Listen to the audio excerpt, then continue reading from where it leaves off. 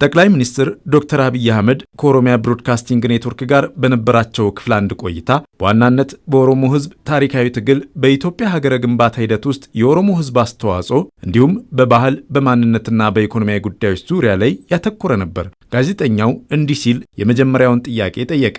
ለመሆኑ የኦሮሞ ሕዝብ ትግል ከአንድ ክፍለ ዘመን በላይ ቆይቷል። መንስኤውና የትግሉ መነሻ ምን ይሆን? ጠቅላይ ሚኒስትሩ መልሳቸው እንዲህ ነበር። ጋፍሌ ሁንደ ተረሰኔ ካሱን ጥያቄዎቹን ሁሉንም ዘርዝሮ ማቅረብ ቀላል ባይሆንም ዋና ዋናዎቹን በሶስት ከፍለን ማየት እንችላለን። የመጀመሪያው የኢኮኖሚ ጥያቄ ነው።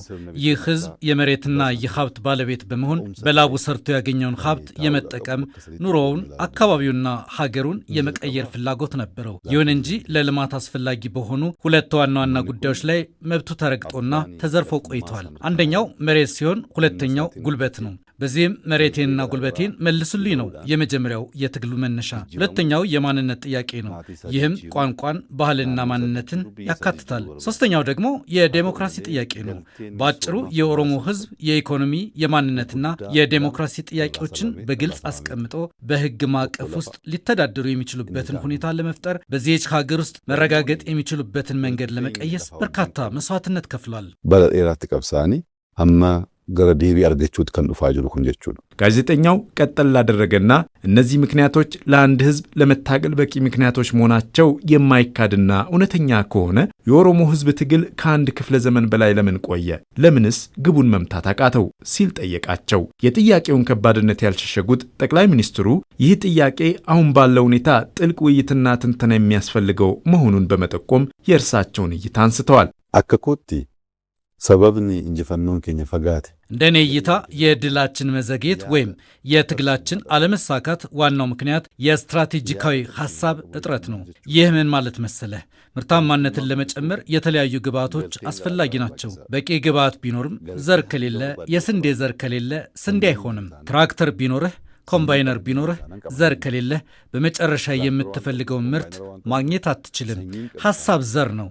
ጥያቄህን በስርዓት ዘርዝሮ እንዴት እንደሚመለስ ስትራቴጂ ነድፎ አቅምን አዘጋጅቶ ለመጓዝ የስትራቴጂ ሐሳብ እንደ ዘር ያገለግላል። ከዚህም አንጻር ስትራቴጂካዊ የሆነ በቂ ሐሳብ ተነድፏል የሚል እምነት የለኝም። ሌላው ደግሞ አንድነት ማጣት ነው። መጥፎ አመለካከቶችና የፖለቲካ ሴራዎች በኦሮሞ መካከል መለያየትን ፈጥረዋል። አመሌፈናን ገዴ ሲያስ ሞር ኦሮሞ ከስቲ ገሬ ኩማይም ወልቆዱድ የኦሮሞ ትግል ጉዞ ከኢትዮጵያ ሀገረ ግንባታ ጉዞ ጋር የሚጋጭ ወይስ የሚስማማ?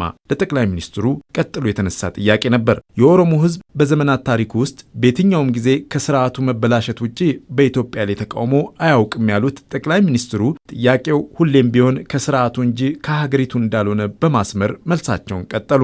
ኡመኒ ኦሮሞ ሴና ጃራ ባየት ለካም ኬስት የኦሮሞ ህዝብ በኢትዮጵያ የአገዛዝ ስርዓት ላይ ብቻ ሳይሆን ለኢትዮጵያ ትልቅ ዋጋ ከፍሏል። ብዙ ህይወት ተሰውቷል።